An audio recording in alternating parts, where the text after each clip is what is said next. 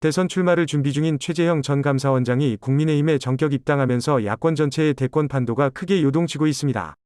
그동안 안철수 대표, 윤석열 전 총장 등이 빠른 입당을 주저하고 있는 것과 달리 주도권 다툼 없이 흔쾌히 제1야당에 뛰어든 것인데 결국 최 전 원장의 가세로 이들도 직간접적 영향을 받을 전망입니다. 다만 최 전 원장이 대권 레이스를 완주하지 못하고 중도하차할 경우 가장 큰 반사이익은 윤 전 총장이 받게 될 것이라는 기대도 있는 것으로 보입니다. 오뚜기가 13년 만에 진라면 등 주요 라면 가격을 평균 약 12% 인상한다고 밝혔습니다. 오뚜기 측은 최근 밀가루 등 식품 원재자 가격과 인건비 등의 상승으로 불가피하게 라면 가격을 인상하게 됐다고 말했는데요. 이에 서민음식이라는 이유로 가격 인상의 눈치를 보았던 농심, 삼양 등 다른 업체들도 동참할 가능성이 커졌습니다. 그 외 CJ 제일제당은 햄, 소시지 등 가공 제품을, 혜태제과는 대표 과자들의 가격을 10%가량 인상한 바 있습니다.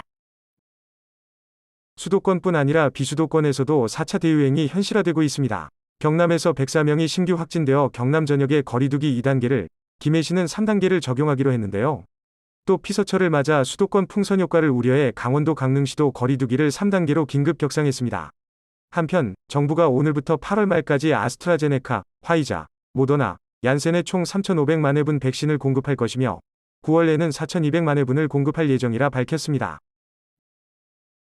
기상청이 브리핑을 통해 오늘까지 폭염 상황이 이어지다가 주말 사이 잠깐 소강 상태를 보이고 다음 주 20일에서 21일부터 본격적인 폭염이 시작될 것이라고 밝혔습니다.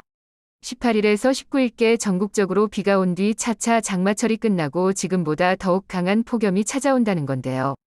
7월 하순에는 국지성 집중호우나 소나기도 잦을 것으로 예상된다고 합니다. 카카오가 지난 2일 자회사로 독립시켰던 음원 서비스 멜론을 2주 만에 다시 품기로 했습니다.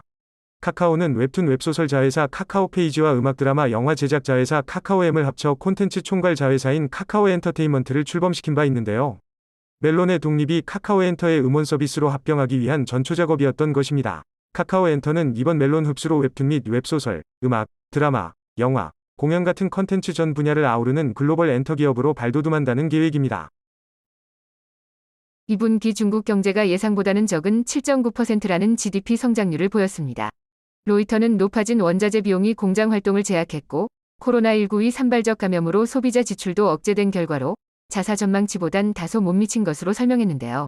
이는 1분기 대비 약 10% 이상 떨어진 반토막 수준이며 다만 작년 동분기에 비해선 1.3% 증가했고 5분기 연속으로 경제가 성장한 만큼 중국 경제가 전반적으로 회복되고 있다는 해석도 가능합니다.